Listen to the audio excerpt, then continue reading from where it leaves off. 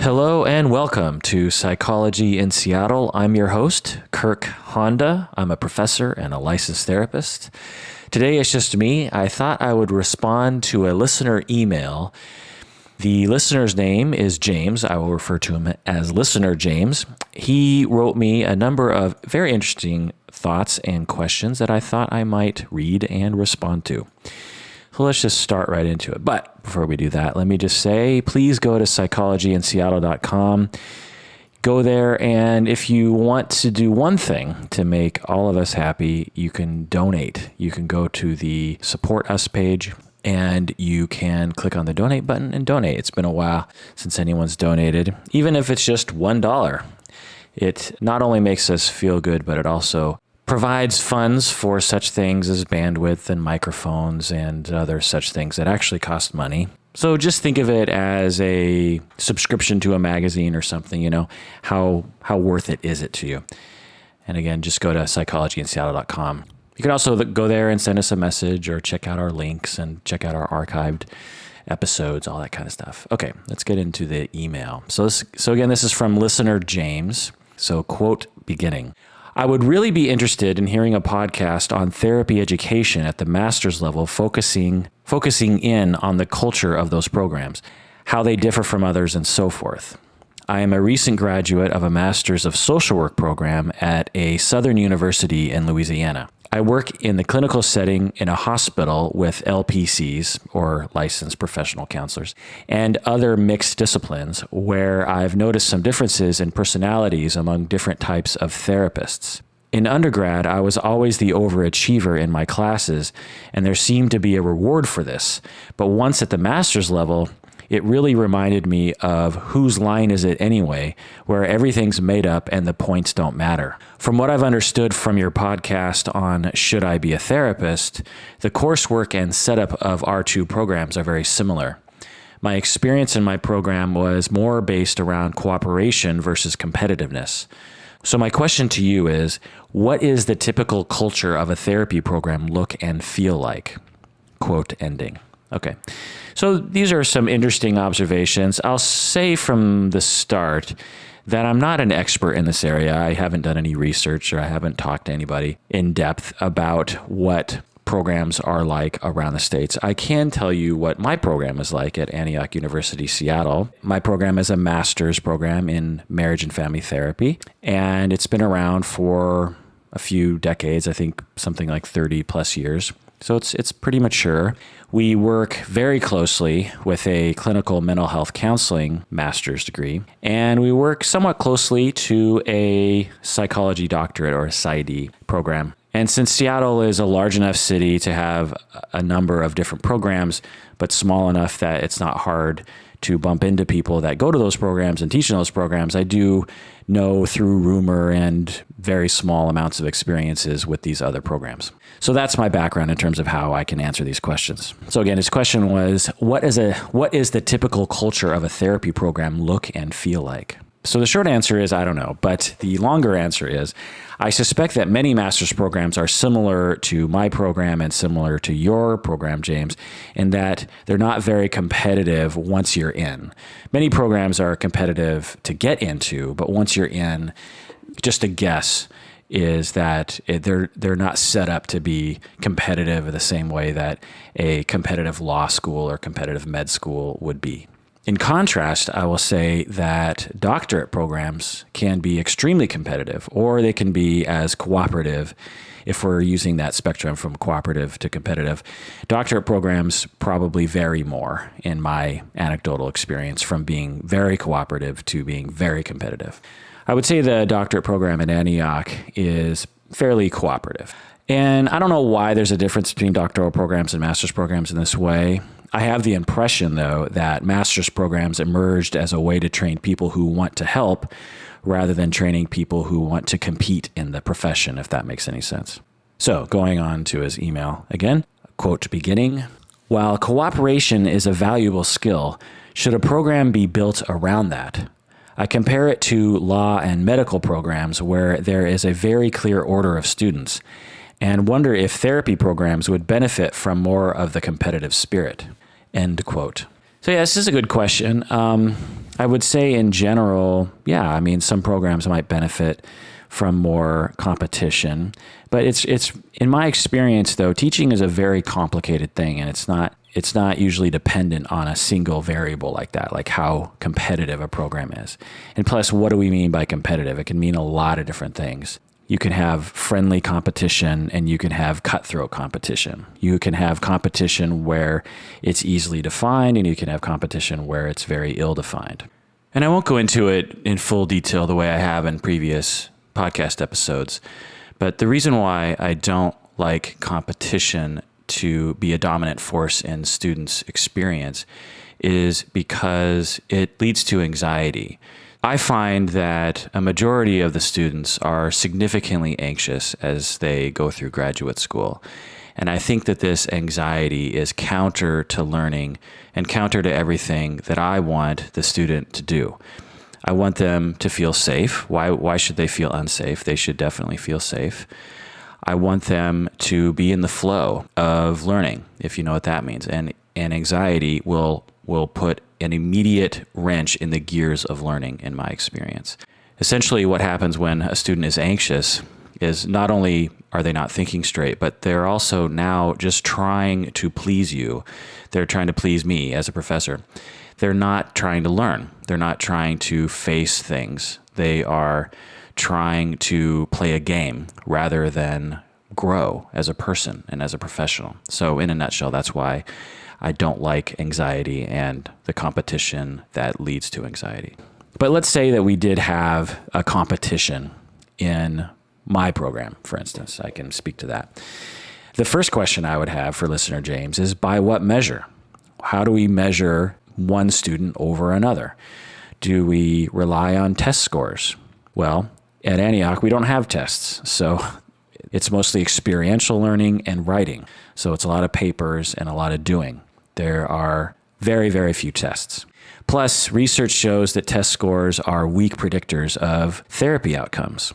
So, but if we don't use test scores to measure students by, then what do we do? Maybe supervisor ratings. When a student starts working as a therapist on site and they have a supervisor and the supervisor rates them, maybe that's a way to measure students by. But the problem here is there are too many different supervisors, and each supervisor might have a different set of criteria that they are measuring their particular therapist on. And so that doesn't seem to be very fair.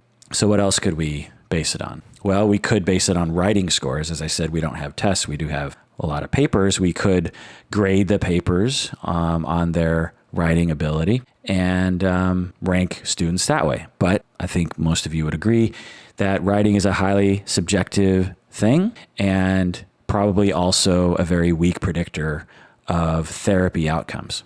So why not just measure students by therapy outcomes? And this one I could almost see. Maybe therapists should be quote unquote ranked by how successful they are with clients. But again, it's hard to measure that.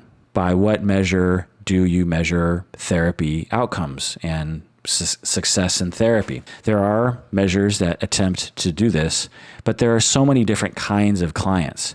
And also, you would probably be years into your practice before you had enough outcome measures in to provide a large enough data set to compare one student versus another. For instance, in my program, they don't start their internship till the end of their program. So if we didn't use therapy outcomes, there would be no ranking of students until they were at their internship, and you wouldn't have enough therapy outcomes measures turned in until maybe the end of their internship, and by then they're almost graduated. So there wouldn't be really any point in doing that if you wanted to rank students. And again, like I said, even if you did do that, how do you measure success? And how would you not know if one student was given a lot of very difficult clients, whereas another student was given a lot of easy clients? I certainly have seen that happen. So it's a hard thing to do.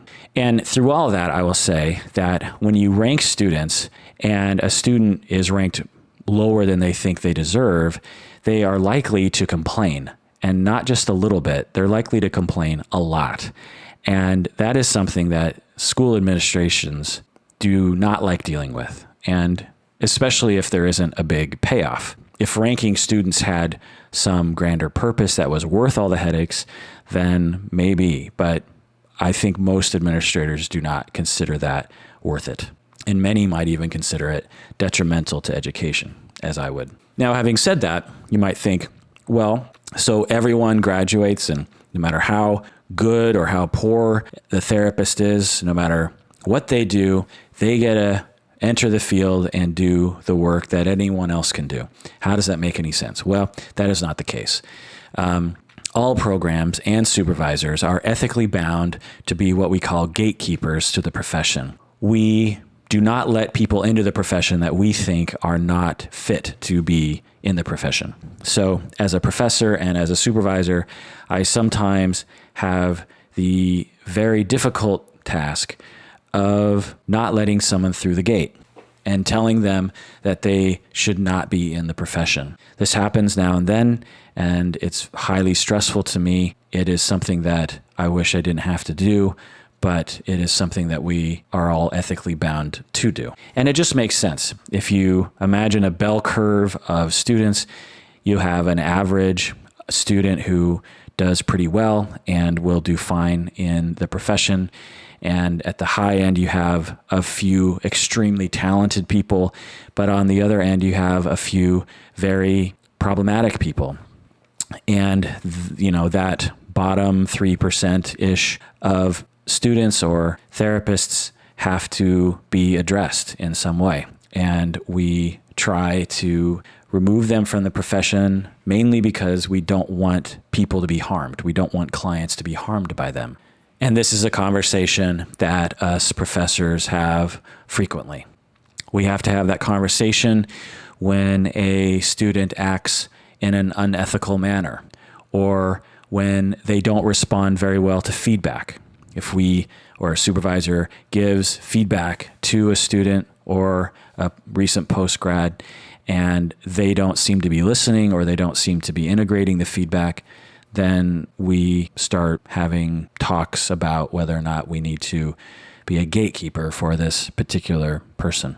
We might have conversations about it when a student underperforms academically, which makes sense. If you have a student who is not above a certain threshold, then we need to talk about whether or not they're suitable for the profession and for the program. Just some other things off the top of my head, like when a student cheats on a test, or when they plagiarize a paper, or when they deceive in some way. This is something that we have to address quite strongly. When a student or an intern exhibits mental illness that prevents them from being an effective therapist, we have to have conversations at that point too, or drug addiction. A lot of people in the States have mental illness, so that's not something that would preclude you from being a therapist. I would say a great number of therapists at some point in their life have suffered from addiction or mental illness. But if someone has a significant issue or they aren't addressing it after being told that they probably should, then again, we have conversations about whether or not we need to gatekeep for this particular person. It's on a case-by-case basis, and there's no set in stone rule as to who we try to counsel out of the profession. So it just is a case-by-case basis. And there are times when some students of mine are flagged for gatekeeping and are given a chance to redeem themselves, and they manage to pull it together and do well in the profession. So even if we have a conversation with a student about our concerns and tell them that they are very close to being removed from the program, that doesn't mean that they aren't given a chance to show us that they can change. So this happens, and it's rare, but it happens. So that's what I have to say. If anyone thinks that just because my program and other programs are very cooperative, that everyone manages to make it into the profession, which is just simply not the case. And also, gatekeeping begins at application to the program. So when we have an applicant that we think shows a lot of signs, a lot of very strong signs that they should not be in the profession, then we just simply don't let them into the program. And that is a way of gatekeeping. Moving on to the email again. So, quote beginning. Another point stuck out to me was idealism versus realism. Teachers would oftentimes teach from the viewpoint that the university is an ivory tower and they will teach how the book absolutely believes it should be. However, the reality of the world has most therapists starting at underfunded agencies where perfect conditions are impossible. End quote. Yeah, I totally agree that many courses are taught in a way that gives the impression that all clients are stable and really want your help. It's just not the case when you start at an internship. It can be true in private practice. In private practice, I have found that clients are a lot easier to work with, they're a lot more stable, and they usually really want your help, but not usually when you're at your internship. So in the books and in the classes, a lot of times they don't really emphasize what your internship will really be like. And I think this is possibly because professors and authors of the textbooks often have long since left their jobs at agencies and might have forgotten what it's really like. So we have realized this in my program, and at Antioch, we recently added a course to address this called Treatment of Multi-Problemed Families. So this is a class that's taught by my colleague, Amanda Franklin. And basically it's a class that attempts to teach students before going into internship what internship clients are actually like, meaning that they don't just come in and say, I have a problem with anxiety. Can you please help me with that? In reality, they come in and say, I have a drug problem that I'm recovering from. I don't know where the father is. I have 3 children. The oldest one is using drugs and skipping school, and the youngest one is having these other problems, and I'm having a hard time parenting, and I'm working 6 days a week, and I don't have any support, and I think I might be depressed, and I think my middle child is having sex at the age of 11, and I don't know what to do. And so these are very complex, difficult, multi-problem situations. And so we have this course called Treatment of Multi-Problem Families. And also in my classes, I try to integrate this material into my other classes. And the other way we try to address it in my program is we talk a lot about the reality of internship and case consultation, which I may have talked about in other podcasts. We meet once a week for 3 hours and we sit around a table and there's 8 interns and me, and we just talk about their cases at their internship sites. And so we will address all those issues right then and there as they are treating these families. In some programs and at our program in the past, we used to neglect this case consultation process. Sometimes programs will teach case consultation as if it's some afterthought in terms of how a program plans its teaching strategy. But at our program, we take it as almost the most important thing that we teach, because it's where the rubber meets the road. We try to have our most talented professors teach those classes because it's a very critical time for a professional. It's a very critical time for their learning. It's extremely complex, and you really need someone with a lot of experience and a good ability to support interns while teaching them. All right, so quote beginning from listener James. My last thing I'd love to hear you hit on in the podcast is the culture of being a male in a therapy program. I ran into a good bit of bias in my program, being one of maybe 6 guys in a program of over 100 or so. We would often get together as guys and have guys' wings or pizza nights just to sort of get away from it all. A couple of professors have told me that apparently this has been done before in past years. I'm not sure on the statistic, but I've heard male therapists are on the decline compared to past years. I know there has never been a large male therapist population because society has genderized certain professions. We've made most teachers female until you get to the college level, where you see a larger percentage of male teachers than previous education levels. You see more psychiatrists being male than you find social workers or LPCs, for instance. I think income might play a large predictor in both of these decisions. For instance, men tend to go for higher paying jobs. Even in the therapy world, this is true because most men tend to gravitate toward administration or management jobs, from my understanding. I have also wondered about this playing into their different skill sets of naturally being told to be more competitive and success is measured by wealth and status. A lot of this has to do with socialization. Guys are socialized to be competitive, playing sports, fighting, and so forth. Whereas females are taught to play nice, socialize, take others' feelings into account, and are given dolls to teach caretaking roles. I'm mostly curious about your experience as a male in the field. End quote. All right. Well, you're saying a lot there. I'm not quite sure about the things that you're saying. I don't have the research in front of me. Regarding a decline in male therapists in the field, I don't know, but I could imagine that could be true.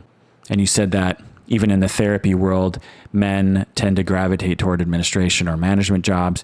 So it's tough to summarize all my thoughts on this, but in a nutshell, I totally recognize how I am afforded male privilege at every turn. People treat me with a lot of respect, perhaps more respect than I deserve, and possibly because I'm male, and definitely because I'm a professor. I'm definitely treated with more privilege because I'm a professor, and I'm guessing also because I'm a male. It might also be because I'm tall. There's research that says people listen to tall people more, and I frequently have to just acknowledge that I am privileged over women, I'm privileged over non-professors, and I'm privileged over shorter people. I have also experienced what some call reverse sexism. Without going into the politics and philosophy of reverse sexism, because it's a loaded term and some people have problems with it for good reasons, but I can say with some confidence that I have been harmed by gender stereotypes as a male. I have been harmed by prejudice and sometimes downright hostility. But haven't we all been a victim of this? I would say, yes, we've all been a victim of some sort of bias. And I would say frequently. Some people much more often harmed than others, as we can all probably agree. So getting back to his email, quote beginning, I also wonder your thoughts on if changing the culture of those programs would be a good or bad change. End quote. So basically, listener James is wondering if we should try to change the culture of these programs, change the bias. And the answer to that is absolutely. I would love to change the culture within and without these programs. I would love to change our culture in general. And I often try to change many things about our culture in my very, very small way. For example, I try not to genderize class discussions. For example, if I'm leading a discussion about parents, I try to mitigate stereotyping about fathers as being stern and mothers as being warm, since in my experience, the reverse is perhaps just as common. Just last week in my case consultation class, a student was presenting a case about a teen boy who had gotten into trouble for acting out sexually. Without going into the details, he had hypersexual behavior, let's call it. And he was, quote unquote, dating an older woman who was an adult. And this was, again, a teenager. The client was telling the intern in my class that he was quite proud of dating this older woman. And the intern therapist that was treating him was worried that the teen was going to get in trouble if his parents found out about it. After discussing the case for a while, I used it as a teaching opportunity and as a discussion about gender culture in our culture. So I asked if he were a teen girl instead of a teen boy, would we see it differently? Or even should we see it differently? Here we have a teenage boy who is having a sexual relationship with a much older adult. After some questioning of the intern, we figured out that there were some other significant red flags that he might have been sexually abused. So once we made that realization that he might have been sexually abused, the view of the boy switched from being this horny young man who needs to learn his limits to the possibility of a sexually abused child who is acting out of that sexual abuse. So in our culture, typically we view a hypersexual teen boy as a sex-crazed potential rapist, right? But when it comes to a hypersexual teen girl, in the clinical world, people tend to see them as victims of sexual abuse, and therefore their sexual acting out is perhaps justified in a way that they don't allow for teen boys, if that makes any sense. And I'm generalizing here, and not everyone sees it this way, but I think it's often the case. So, for instance, if a therapist that doesn't have a lot of experience in this sort of thing is referred a teen boy who is talking a lot about sex and bragging about sex and being very sexual. They might just say, this boy needs to learn how to limit his behavior and he is acting inappropriate, as they say. Whereas if you had a teen girl who slept with the football team, a lot of clinicians, in my experience, would think, well, obviously there's a chance that she was sexually abused as a child and we need to investigate that.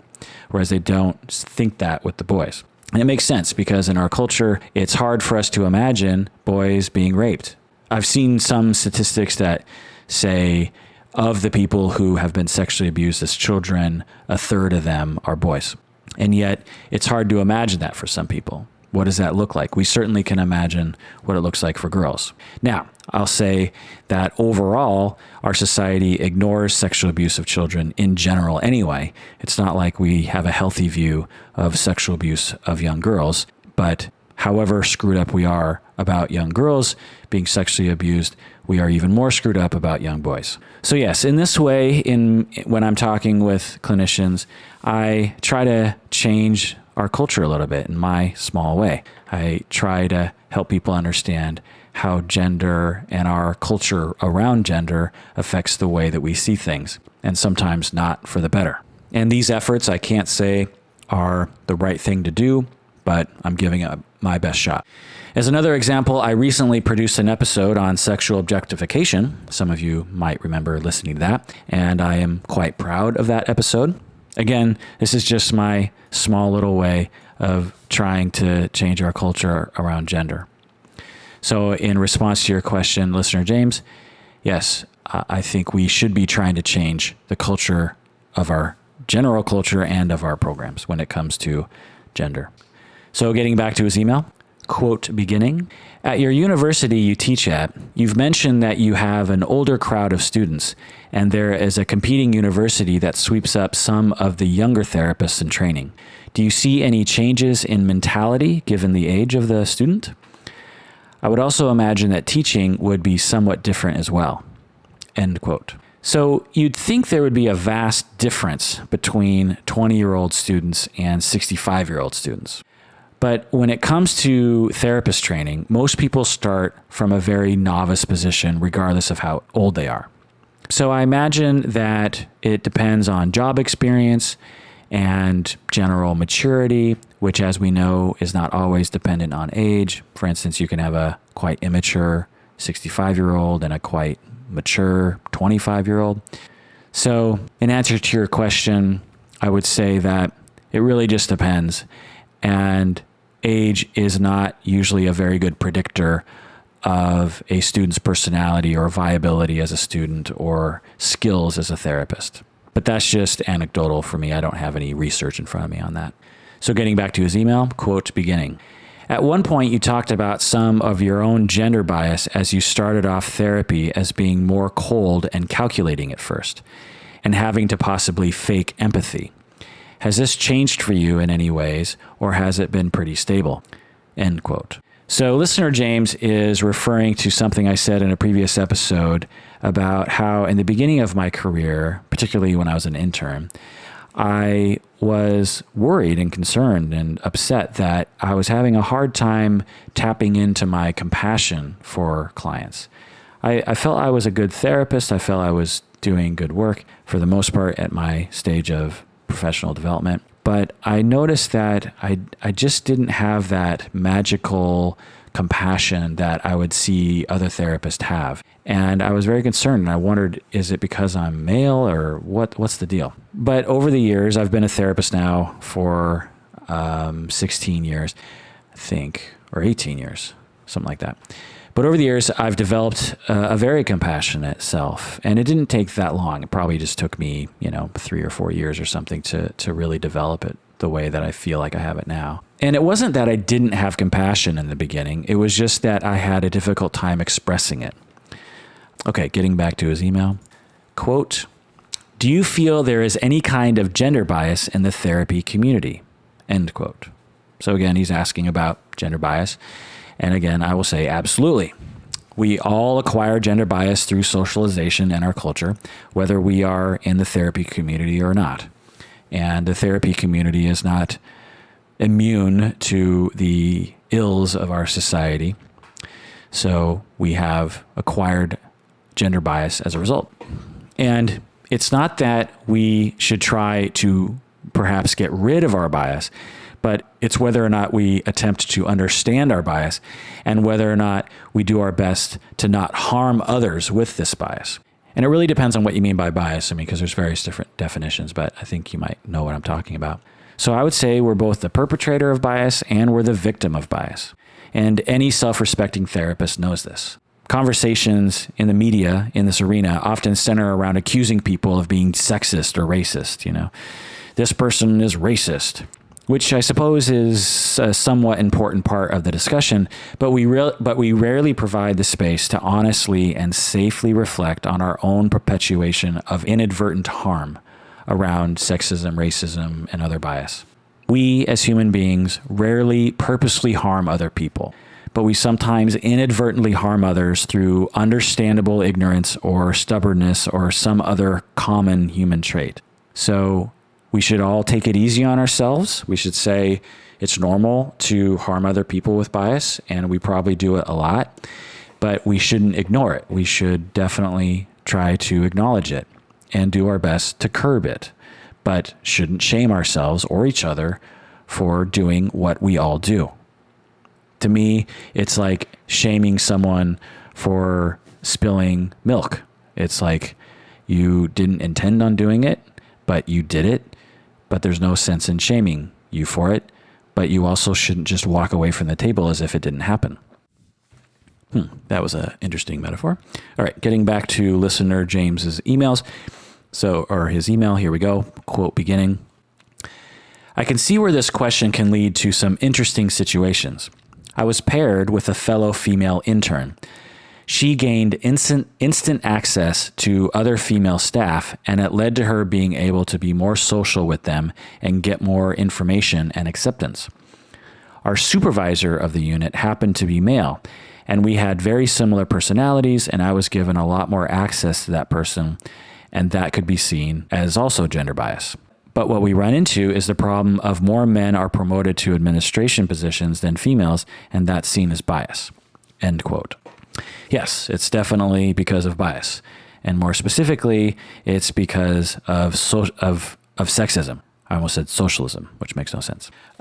Women are seen in general, due to sexism, as being less capable than men, even in our profession. We will probably never be able to rid ourselves of the legacy of sexism, and empirical studies have proven this over and over and over again. So while you were lamenting the female staff having each other to lean on, your female colleagues might have been lamenting your close relationship with your male boss. It could be argued that the women were sticking together because they've been burned by male privilege too many times, and therefore they don't trust men as much as they trust women. This had the unfortunate result of making you feel excluded, which is not fair to you, but perhaps understandable given the circumstances. But I'm merely speculating to make the point that as men, you and I need to do our best to really understand how sexism affects the complete world around us, not just how we as men are negatively affected by it.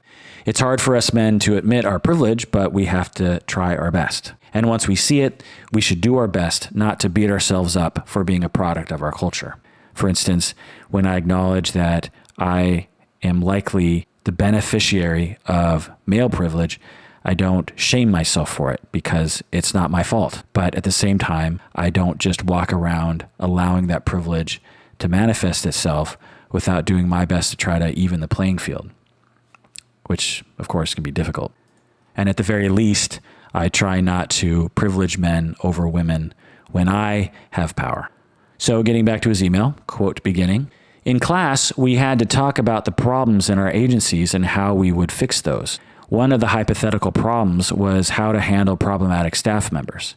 Most of the people in the class went through the typical steps of 1, talk to them, then 2, try to work it out, and then a bunch of other steps. My answer to the problem was fire a couple when they acted up for other things. Our city is a flooded community with a population of less than 500,000, with around 5 schools that produce therapists in the community. It's a flooded market, and there's no shortage of applicants that would kill for their spots. I think a lot of decisions here in management go back to gender socialization. How do you feel that the class compositions of master's programs play into that? End quote. So I'm not exactly sure I know what James is saying here, but I think he's saying the following thing. I think what you're saying is that since most students are women, and women are supposed to be more cooperative and perhaps less practical when needed, this leads to incompetent therapists being given too many second chances rather than just being fired from their position. If that's what you're saying, and you're asking me if I think that because most master's programs are dominated by women, how do I think that that demographic fact plays into that issue that therapists are given too many chances and aren't fired when they should be fired? And the answer I have to that is I have no idea, because there's just way too many factors in there for me to even speculate. But I will say this. Managing a bunch of therapists is very difficult. And each managerial decision, like what to do with a therapist who is making mistakes, needs to be considered separately and carefully. So to say that giving second chances to a therapist is wrong is just, it's there's no way to be able to know that given without much more information. Now, having said that, should some therapists be fired? Absolutely. Should some therapists be allowed a few more chances to correct their behavior? Sure. Are women more likely to give an employee a second chance? I don't know. Anecdotally, I would say that is not my experience. I would say that men and women both are caring people who have standards for their employees and are, probably at least very closely equally likely to address things in similar ways. Should we change the culture of master's level therapists to be more competitive and more patriarchal? I don't think so. Competition, in my view, is a zero-sum game. Someone wins and someone loses. However, I think we're all here to make the world a better place, so why should we compete with each other? But yes, should some therapists be fired? Yes, and they do get fired sometimes. So getting back to his email, quote beginning, do you feel that the education should push for more diversity within these programs? I know most programs push for diversity within characteristics of people and experiences, but having programs that are 90% one gender or race makes them too one-sided to have true talks about diversity and shared techniques. End quote. Yes, I agree. In my program, we do our best to increase diversity, and most programs do that, if not all. But there are many definitions of diversity, right? It is often defined by the proportion of ethnic and racial minorities you have. Along these lines, since it is my responsibility to gather demographic and outcomes data on all students in my program, I just looked at the database and discovered that 28% of the current students identify as an ethnic or racial minority. And according to the most recent U.S. Census, this number is representative of the demographics in Washington State and in Seattle. For instance, 27% of Washingtonians and 28% of Seattleites identify as a ethnic or racial minority, which again is the same ratio as the amount of minorities in my program. I then tallied the graduates of my program and discovered that only 21% of the graduates identified as a minority. So this means that we have been increasing our diversity over the past decade. And I'm quite proud of this because this is something that is not necessarily the case in other programs. I recently did some research on diversity in higher education in our field and discovered that racial and ethnic minorities are woefully underrepresented in our profession, particularly among licensed psychologists and among faculty. And we really need to address this because, according to research, our clients are getting more diverse every year, and it's been proven that diversity among staff improves outcomes for diverse clientele. However, James, when it comes to gender, yes, in my program, it's mostly women. I just did a tally, and 88% of our current students identify as female. So getting back to the email, quote starting, do you feel the setup of therapy programs play to any certain gender more than others? My program seemed more cooperative rather than competitive. Do you feel this plays into any certain gender roles more than others? End quote. The short answer is no. Women can be just as competitive as men. I think the fact that programs are more cooperative than competitive, I think that's a result of the fact that most of the educators and administrators are themselves therapists. Therapists aren't the most competitive, cutthroat sort of people. Also, agency jobs don't pay very high wages. So even if you did try to make it into a competitive program, it's not like the students would be clamoring for these low-wage jobs getting right out of school. Also, from my memory of the history of training institutions, master's programs grew out of the hippie 70s when people thought more progressively and cooperatively about education and stuff like that. But these are just my impressions. I don't really know the answers to these questions. Okay. So getting back to your email, quote beginning, how does compassion and techniques differ between male and female therapists? End quote.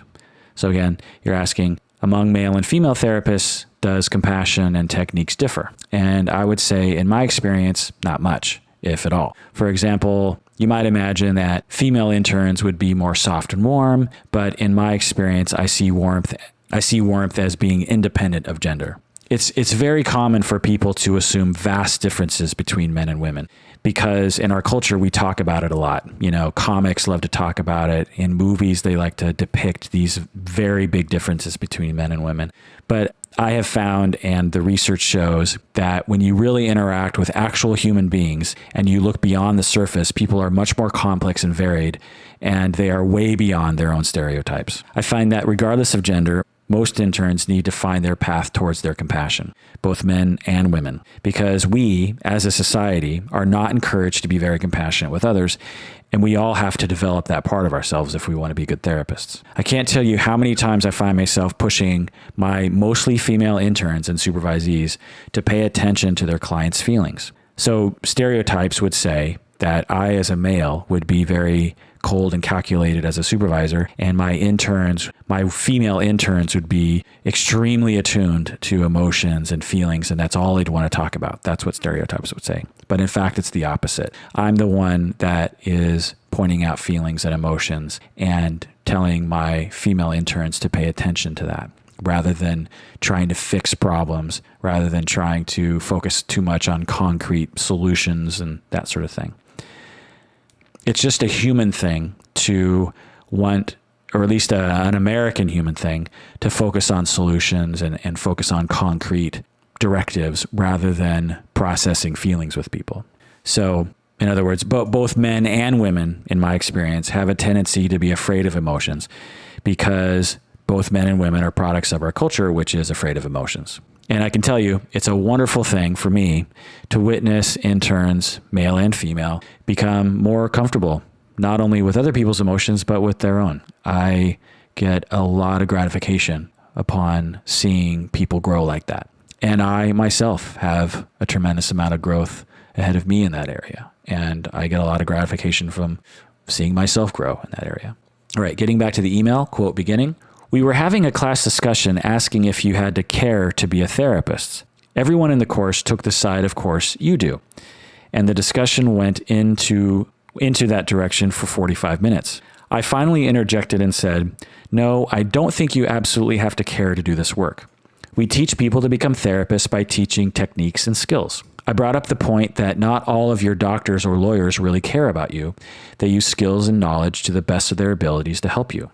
Well, this really pissed off a lot of my classmates, with a large portion asking why I even wanted to be there, and so forth. I was fortunate enough to have a really open-minded male professor that said that truly committing to your craft to become a real expert is the highest level of caring. It's talk like this within the academic setting that I believe really needs more gender equality to look and examine questions like that from a more well-rounded view. End quote. This is a tough one. In some ways, I agree with you. For some therapists, male and female and otherwise, they prefer to adopt a style of therapy that is mostly based on skills and techniques. I know a lot of therapists, again, both men and women, who do not like to talk about feelings and don't like to talk about someone's existential crises and this sort of thing. They are skill-based and technique-based. And I know that these therapists do wonderful work. but that is not the only way to be helpful. I personally, as a professional, have adopted a different approach that incorporates part of myself that have nothing to do with skills or techniques. I definitely use skills and techniques when I think that they'll be helpful. I think that a lot of the quote unquote skills and techniques are very helpful, but I also think that other things are helpful as well. Things like feelings, wisdom, intuition, self-reflection, wonderment, being in awe, etc. This kind of stuff.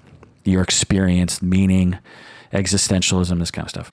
But again, there are many ways to be helpful. When I read your description of what happened in class, I can totally see that happening. I can totally see you interjecting with, hey, why do we need to care about our clients? We could still be helpful without having to care so much about our clients.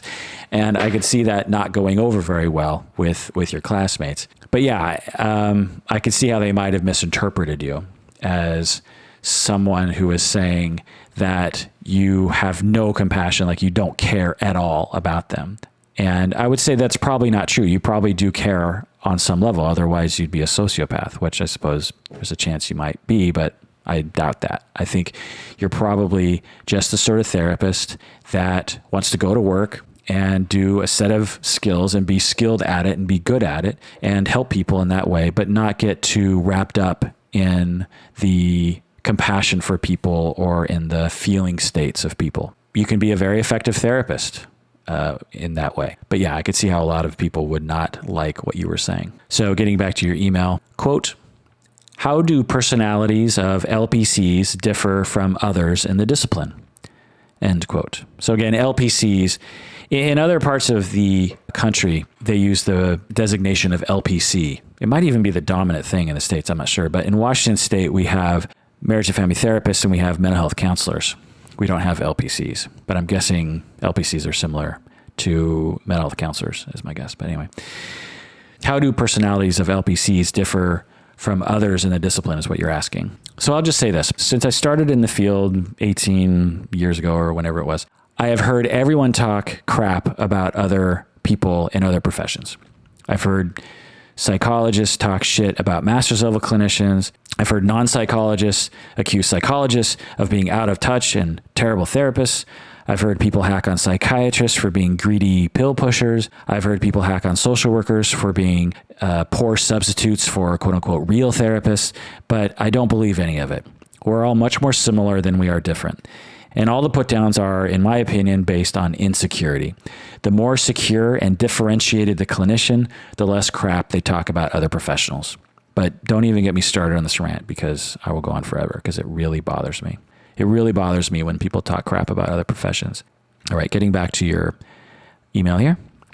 Quote, in my experience, the LPCs I've met are much more aggressive and prepared. They take classes on testing and are a bit closer to psychologists than social workers. They have stronger boundaries and seem to have less problems than what I've noticed from my social worker peers.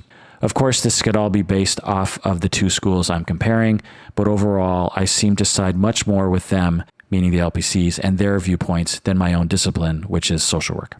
End quote. Okay.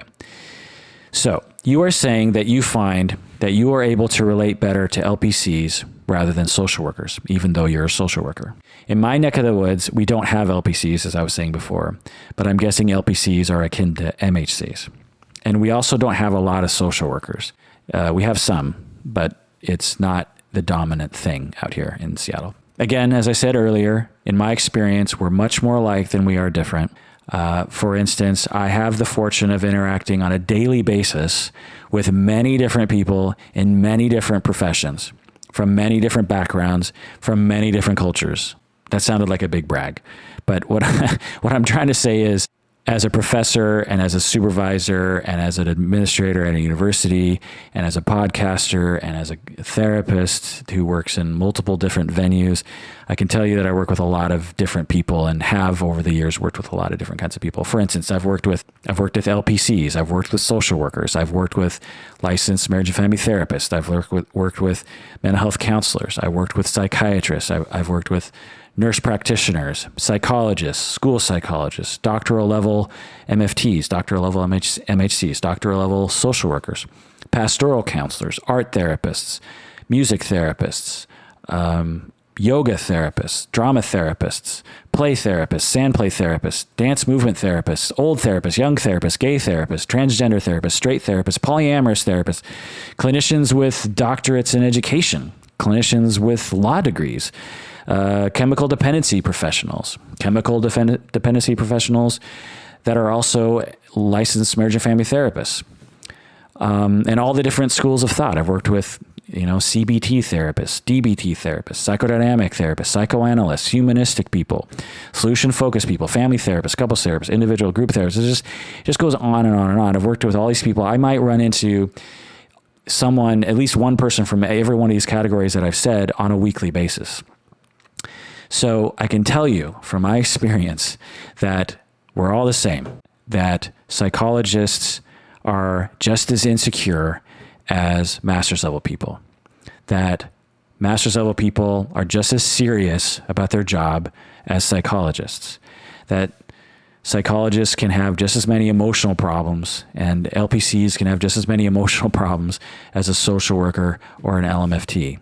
And I have looked into some of the research on this, and there are some very small differences, but not very large effect sizes and not very large differences. So what were you asking me?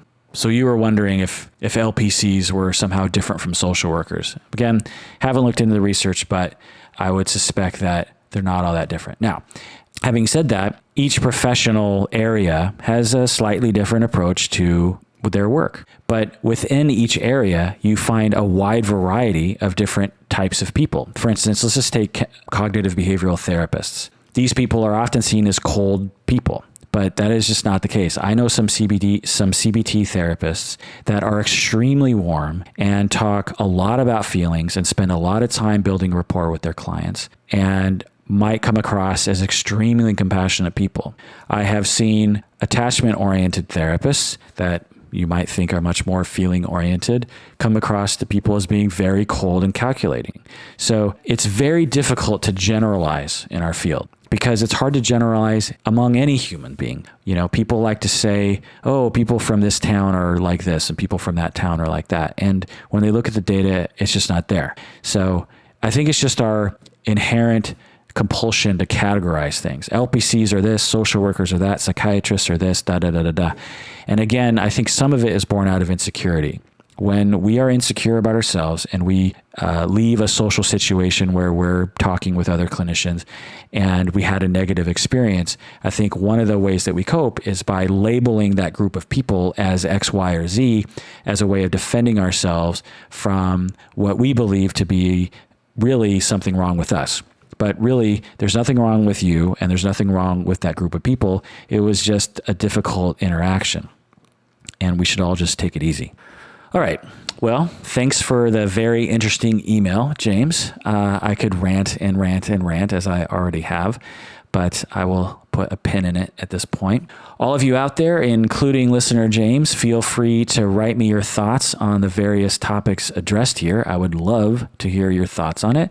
Maybe I'm talking out of my ass. In all likelihood, at least for a portion of the time, I was. Let me know what percentage, if you will. So before I adjourn, I thought I would bother you with another song from the band I'm in.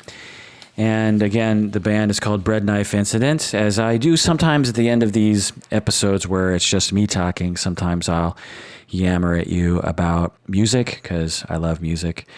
And some people have said that they like this portion. I haven't really heard any negative things, although I imagine that some people really just turn the podcast off at this point, which you are, of course, free to do. So from this point forward, there's no more psychology, it's just music stuff. So this song is called Open Door Coke Party, and it is a song that definitely has a story behind it. So let's just listen to a clip of it.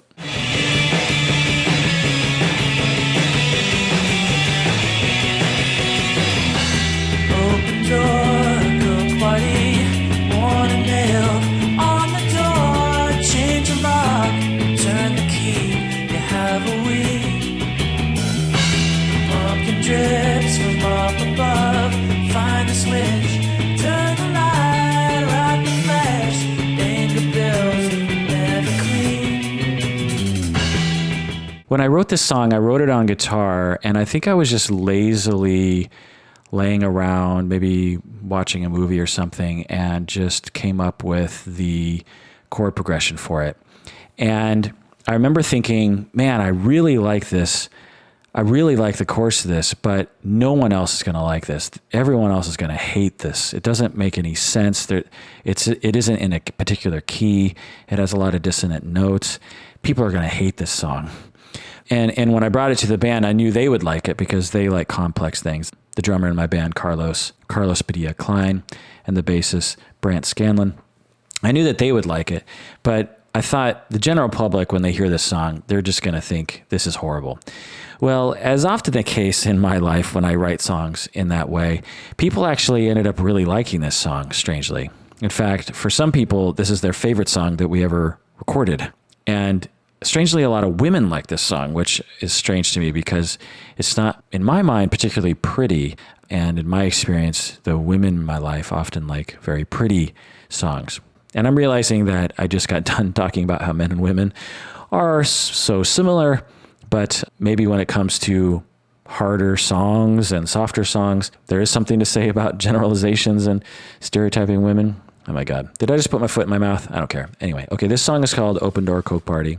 The story behind this song, our band used to practice in this practice space in Belltown. It's like an old warehouse that someone divvied up into different rooms and would rent out these rooms for bands to practice in. One of the bands, for instance, in our down the hall was the Fleet Foxes. So, Seattle bands would rent these things out, and it was much better than doing it in someone's garage. Well, one of the ways that you would keep your costs down was to rent a room with several other bands, like 2 or 3 other bands. That's what we did. We rented our room, since we were only there like once a week, we rented our room with a few other different bands. And one day we had a show, and so we show up to get all of our stuff, and our key doesn't work. And we realized that the owner has changed the locks. And on the door was posted this notice saying that they didn't want any more open door Coke parties. Because what was happening is one of the other bands was on the weekend not just practicing in the room, but actually throwing parties in the room and inviting, tons and tons of people, and apparently using cocaine. And so the top of it said, "No more open door Coke parties. You have been evicted from this room." So they don't just evict the one band, they evict all of us, since we're all technically on the lease. So that was very upsetting to me because now all of us in the band have no access to our gear. We can't get to our show, or the gig as we call it. And it was very upsetting. So I wrote this song about that. So the lyrics go, "Open door Coke party, warning nailed on the door. Change the lock, return the key, you have a week. The pumpkin drips from up above." So I'll just say this next verse, I didn't realize this. This next verse is about when we did manage to get inside the practice space later. It was around Halloween, and this other band had a pumpkin in the practice space and had it up high on a shelf really high. And since it had been a couple weeks, and it wasn't that long, I remember it was only like a couple weeks, the pumpkin had proceeded to rot. And if you've ever seen a rotting pumpkin, you will see the nastiest thing you've ever seen in your life. I mean, and it was a large pumpkin. So it was one of those really big ones. And it had rotted from the shelf above and had dripped moldy goo down from above and had landed on my amp. And my amp, this particular amp, wasn't just metal or wood. It was actually carpeted on the outside, which is a very bad idea for an amp, by the way. Why does it need to be carpeted? So there's this moldy goo that has now infused itself into the carpet that is part of my amp. It was actually a keyboard amp. And it's white with mold. It was disgusting. And the smell, oh my God. So the next verse goes, "The pumpkin drips from up above, find the switch, turn the light, rotting flesh, anger builds, never clean." So that was another thing, is since a lot of different bands use these spaces, it was never clean. It was just a disgusting place. You just didn't want to touch anything. So yeah, quite angry. So then The rest of the song kind of doesn't have a lot to do with the beginning of the song when I'm looking at the lyrics here. It says, stop the night all alone, try to sleep, kill the dream with the song written for the one who's gone. Stop the day, end it now, try to wake, kill the light, shines the way to the girl who gave it all. So this is kind of I won't say what this is about because it's not really about any one thing, but it kind of paints a particular picture, I would say. And then if there's sort of a chorus to some extent, one might call it a bridge or I don't know, but that part goes, to be alive should be enough. To be alive should be enough. Should be enough to be in love. To be alive should be enough.